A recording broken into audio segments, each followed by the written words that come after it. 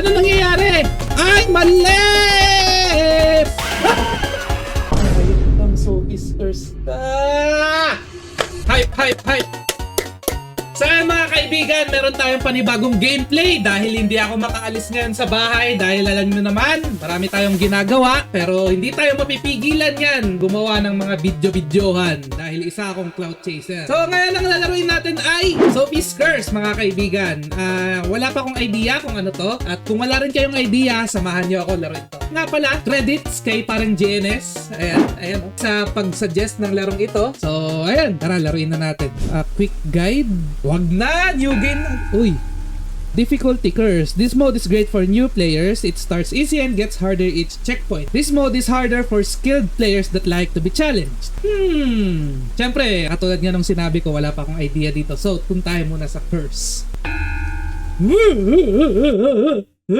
Nakabahan ako. Hello, please forgive me. I was in a hurry and couldn't wait for you to arrive. Thank you so much for taking the gig. A lot of people turned me down because they believe the place is haunted. Haha, can you believe that? My grandpa is already asleep. He is a heavy sleeper, so he probably won't wake up during the night. But it's best to have you in there just in case he needs help going to the bathroom or something. Please ignore all the mess in the house. It's our first day in there and I spent most of the day setting up my lighting devices because there is no electricity in the house. Apparently, the wires in the house are very old and need to be replaced. Luckily, I created this lighting device a few months back and now it's the perfect time to test them out. I'm sure they will work just fine. My devices are almost ready to hit the market. I set 4 devices up around the house, 2 on each floor. That should be enough for now. These devices can hold a charge for up to 12 hours and I just recharged them, so you shouldn't have to worry about that. But please keep an eye on them just in case. After all, it's still a prototype. If for some reason one of the devices gives you an error, you can use the computer that I left on the kitchen counter to fix it. If you don't, the whole system might fail. There's something about this place that is making the devices a little unstable, but I'm sure you can handle it. Don't worry, I'll pay you an extra. Robert, ito siguro yung ABCD. Ito yung 4 devices. Ito, 4 devices na 2 on each floor. Okay? Teka lang, bakit ang bigat ng hininga? Use right click to use computer. Right click. Hey Robert, are you there? Is it true? Sophie is really in the house. Just in case, stay away from the darkness. Can I type something? Pwede ba ako mag-type dito? Reply? Wala. Paano mag-control? Save point. Working. Okay. Click here to move. Oh my goodness!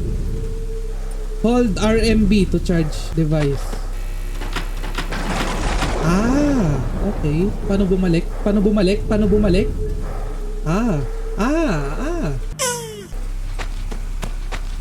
Bili. Ay! Ay, sa taas pala, sa taas. Takte! Ano nangyayari? Charge. Ayan, nice. D.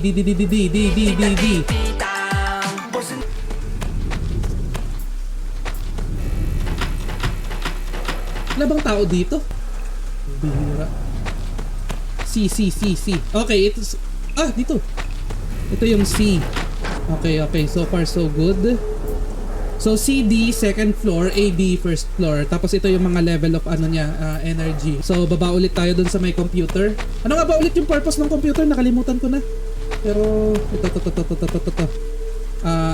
Right click to use computer. Anong gagawin? Working. Ano tong save point na to? B. Ito ba yung B? Hindi. Ayan. Asan yung B? Ito. Ay, mali!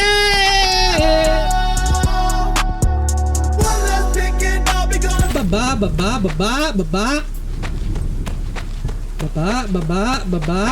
Yan.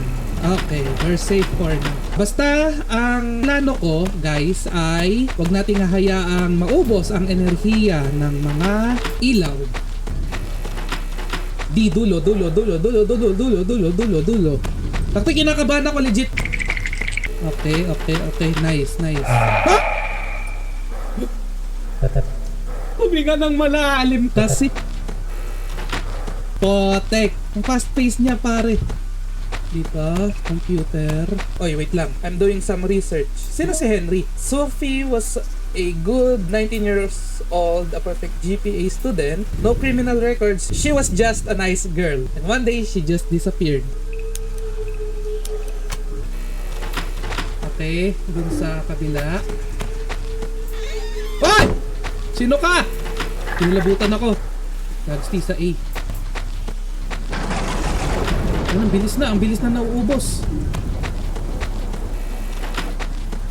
Akyat. Bili. Nagpapanik ako guys.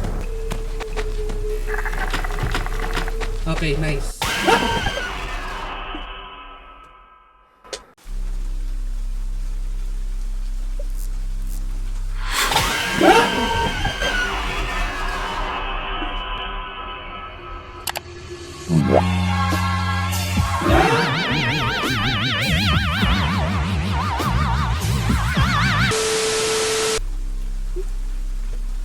Ba't ganon? Ano yun? Hindi naman namatay yung ilaw. Teka nga. Alamin natin yung ano. Safe point. So kung tama pagka-intindi ko, safe point yung sa point D. Di ko sure yun yung nasa ano nasa laptop pero sige, punta ulit tayo. Grabe yun. Jump scare na yun, hayop. So sabi sa PC, ito daw yung safe point. So dito, pagkadiretso ko dito nung nakaraan, dito ako nagulat. Okay, gamer moment tayo. Okay. Dito na ulit tayo sa hagdan. Ayan.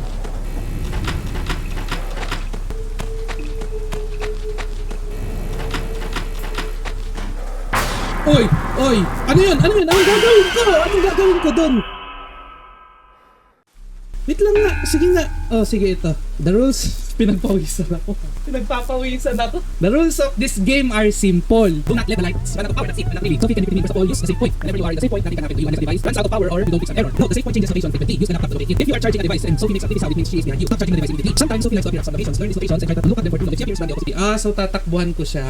Also be careful when you're moving through these locations because if she appears and your clicker stays there's also actions of moving the device and the system fail. The recovery system will move down automatically in 2 seconds. This happens try to make your save point as fast as you can. Okay. So dahil nalaman ko na kung paano mag-deal sa kanya, di na ako matatakot, pare. Okay, so PC, save point is A. Okay, so sa A tayo tatambay. Punta tayo sa A. Ito yung A, di ba? Yung B yung nandito. Putik kasi, paano yan? Kailangan kong i-charge yung D.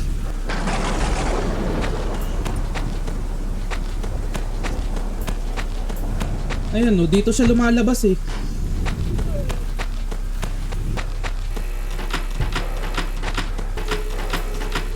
Dun. Hoy, balik dun!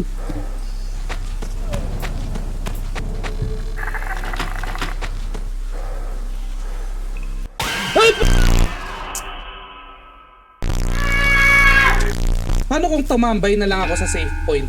Okay, saan yung safe point? Sa D, okay. So, punta tayo sa D. Dude, I need to go to point B. Hello there. Last minute na lang siguro natin galawin since nandun lang naman siya sa baba. Let's go. Baba.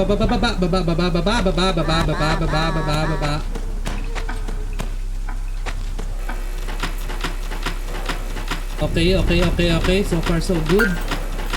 Check natin kung saan yung safe house. Safe area. Laptop. Let's go to the laptop. Kailangan maabot natin yung 10 PM para mag-save kung tama yung pagkakaalala ko. Okay. 10 PM. Okay, safe point pa rin, D. Let's go sa C. Okay, nice. Oh! Parkour! Oh! Kabila!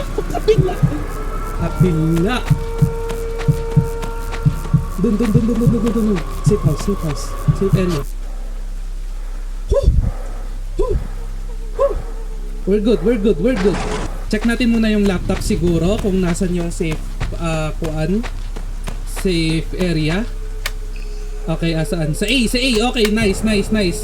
Sakto kayo.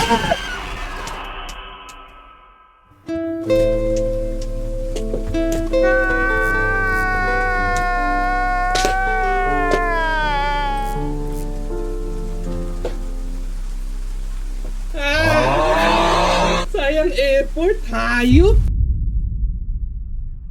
Gamer moment. Game face on. Pare, game face on.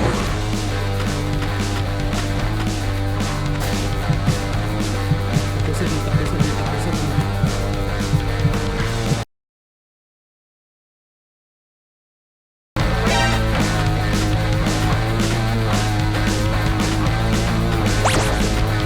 Basta kailangan lang muna natin maabot yung 10 PM siguro. Okay.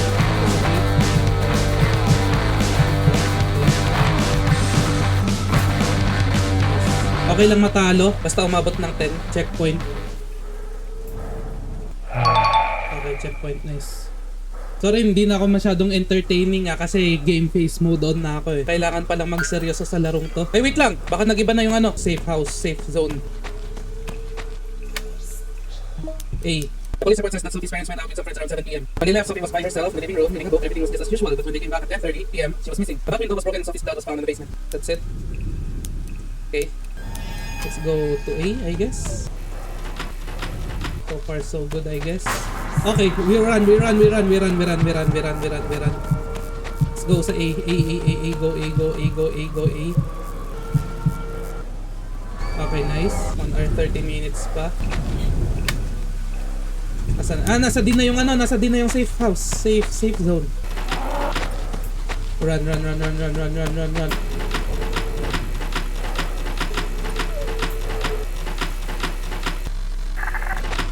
Takbo sa D. 1/4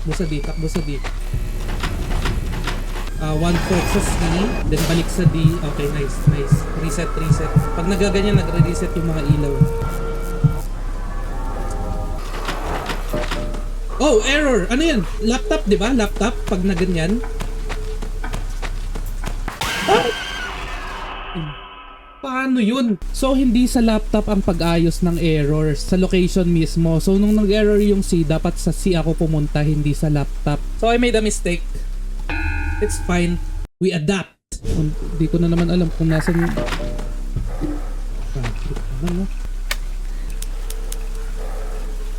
Ano yan?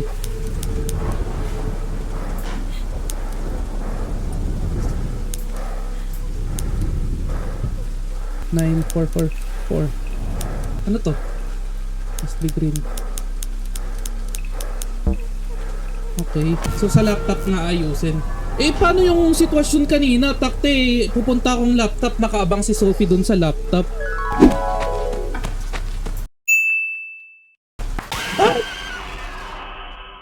Paano yun? End of flashback. Contact na. C. On. Green na yan. 2, 5, 8, 9. Green lahat. Okay, nice. Checkpoint. Punta tayo sa laptop ulit since may siguro chat na naman. Ayan. The next day, the police found in the phone records that Sophie called her best friend Clarissa before disappearing. Clarissa said she only talked to Sophie for a couple minutes about rumors. The records showed that the call lasted 33 minutes. Police also found Sophie's cell phone a draft text message that she was writing to her father. The message said, "Daddy, please come home. I think that I'm standing outside the window. Please hurry, I'm afraid." Let's go to the safe zone, which is D. Tsaka lang tayo aalis kung kailangan na talaga. Okay, katulad yan. Okay, let's run. We're adapting, brother. Punta ulit sa A.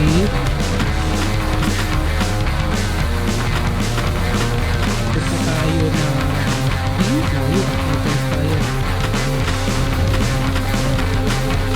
Pwede natin i-check yung mouse. A tayo. Okay lang yan. Nasa A tayo.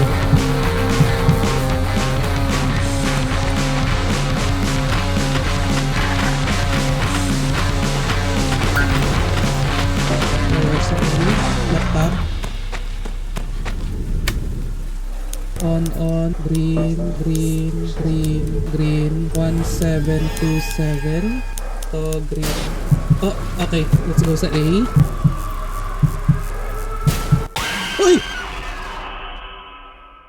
Nasa A ako ah!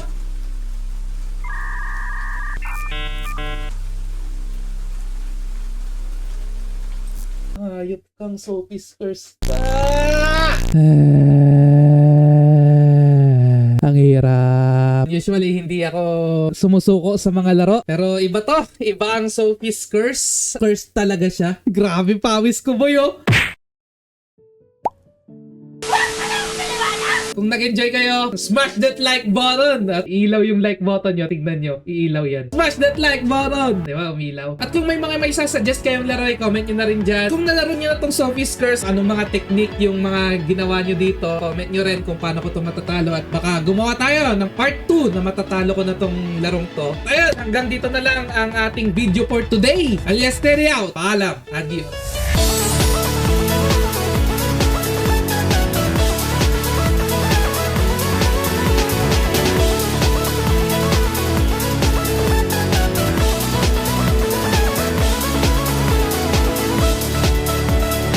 Alias Teddy, talo sa Sophie's Curse, haha.